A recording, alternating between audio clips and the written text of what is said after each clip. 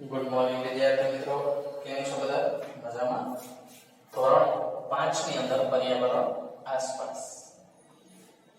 આસપાસ એની અંદર પાંચમો પાઠ આપણે ચાલુ છે, જેનું નામ છે બીજ.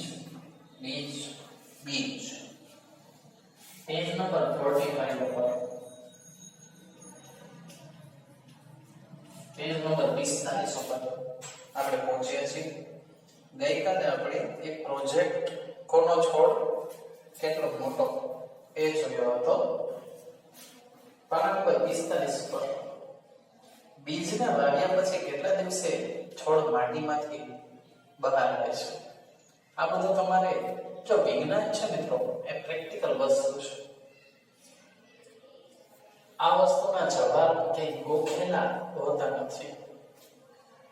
તમે જ્યારે પ્રેક્ટિકલ કરો ત્યારે તમને ખબર પડે કે તમે ક્યારે કેવી રીતે અવલોકન કરો છો, એનું રિઝલ્ટ શું આવે છે, નિર્ણય શું આવે. આ બધે પ્રયોગ હોય. શું હોય? પ્રયોગ. તો અહીંયા તમારે પ્રશ્ન લખવાના, એની સાથે જવાબ લખવાના, એ તમારે અનુભવ પરથી કરવાના છે. કેટલા દિવસે છોડ બહાર આવે છે, આ એકથી વધીને એક વસ્તુ તમારે વિજ્ઞાનની અંદર, પર્યાવરણની અંદર કરવાના હોય. બીજને વાવ્યા પછી કેટલા દિવસે છોડ માટીમાંથી બહાર આવે છે. જ્યારે પણ એમાં અંકુર ફૂટે ત્યારે લગભગ 2-3 દિવસ જેવું થાય. પહેલા દિવસે અને બીજા દિવસે છોડની ઊંચાઈમાં કેટલો તફાવત હતો? પહેલા દિવસે અને બીજા દિવસે છોડની ઊંચાઈમાં બહુ વધારે નહીં, પરંતુ 1 સેન્ટીમીટર જેવો તફાવત હોય. કયા દિવસે છોડની ઊંચાઈ સૌથી વધારે હતી? તો એક પછી એક દિવસો, એટલે વધારેમાં વધારે જ્યારે જેટલી છોડની ઊંચાઈ થવી જોઈએ એટલી હોય ત્યારે વધારે હતી. શું છોડમાં દરરોજ નવા પાંદડા આવતા હતા? ના. છોડમાં જ્યારે પાન છે એ જેમ જેમ મોટો થાય એમ નવા પાન આવતા જાય. છોડના થડમાં કોઈ ફેરફાર જોવા મળ્યો? હા, છોડનું થડ છે એ ધીમે ધીમે મોટું થતું ગયું. તમારા સાથી મિત્રો સાથે સરખામણી કરો, કોનો છોડ વધારે ઊંચાઈ વાળો છે અને કેમ? મિત્રો, જે છોડને સૂર્યપ્રકાશ, હવા, પાણી, ખાતર બધું એક સમાન મળતું રહે, એ છોડ છે એ હંમેશા બહુ વ્યવસ્થિત રીતે ઉગી નીકળે છે. ધ્યાન રાખજો. ચર્ચા કરો. કયા બીજને જમીનમાંથી બહાર આવતા સૌથી વધુ દિવસ લાગ્યા? તો બીજ છે જે કઠોળ વર્ગની વનસ્પતિ છે, એ પ્રોટીનયુક્ત અને ઝડપથી બીજ છે એના પાકી જાય છે, બરાબર.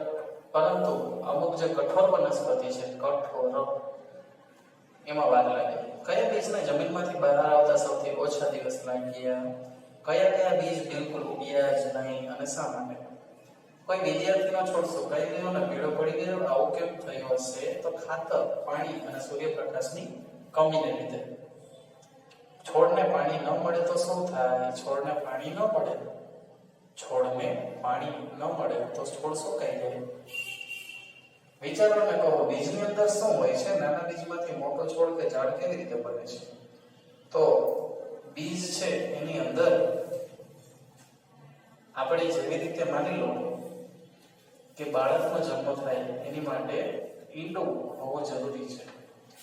મરઘી છે, ઈંડા મૂકે, ઈંડામાંથી બાળક થાય, તો એ બીજ છે એની અંદર એવું અંકુરણ પામે એવું બીજ છે એની અંદર એ પુંકેસર ને સ્ત્રીકેસર બંને હોય. સમજાણું? વિચારો ને અનુમાન કરો. જો છોડ ચાલતા હોત તો શું થાય? ચિત્ર દોરો. તો આપણે ખાઈ ના શકત. છોડ જો ચાલતા હોત, એક જગ્યાએ સ્થિર ન હોય તો વિકાસ ના પામે, અને વિકાસ ના પામે તો શું થાય? મરી જાય. શું કોઈ છોડ બીજ વગર ઉગે છે? હા, ઘણા છોડ બીજ વગર ઉગી શકે છે, પરંતુ 99% છોડ નથી ઉગતા. બિચારો પકડાઈ ગયો. શિકારી છોડ, પાના નંબર 46 ઉપર. ઘણા એવા છોડ હોય છે જે ઉંદર, દેડકા, કીડી મકોડા અને નાના જીવજંતુઓનો શિકાર કરી ખાઈ જાય છે. કળશપર્ણ એક એવો છોડ છે જે ઓસ્ટ્રેલિયા, ઇન્ડોનેશિયા અને ભારતના મેઘાલય રાજ્યમાં જોવા મળે છે. તેનો આકાર કળશ જેવો અને મોઢું પર્ણથી ઢંકાયેલો હોય છે.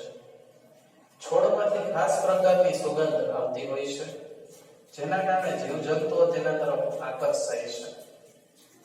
જ્યારે કોઈ જંતુ તેના મોઢા આગળ આવે ત્યારે તે ફસાઈ જાય છે અને બહાર નીકળી શકતો નથી. શિકાર કરવાનો કેવો ચાલાક રસ્તો છે, સમજાણું? તમે અહીંયા આકૃતિ પણ જોઈ શકો છો, સમજાણું? આકૃતિ જોઈ શકો છો મિત્રો.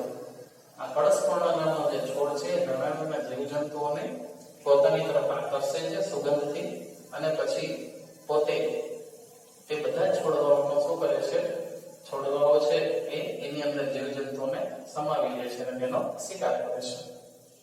હવે એના પછીનો પોઈન્ટ છે કેટલા બધા બીજ. તમે કેટલા પ્રકારના બીજ ભેગા કરી શકો? વિચારો, તમને એ બીજ ક્યાંથી મળશે? જુદા જુદા પ્રકારના બીજ લાવો, ત્યારબાદ લાવેલા બીજને એક જગ્યાએ ભેગા કરો. હવે આ બધા બીજનું ધ્યાનપૂર્વક અવલોકન કરો. આકાર, કદ, રંગ, દેખાવ, લીસું છે કે ખરબચડું, આ બધા જ વસ્તુનું તમારે અવલોકન કરવાનું છે. તો ચાલો મિત્રો, આજે પાના નંબર 45 અને 46 આ બે પેજ આપણે કરેલા છે.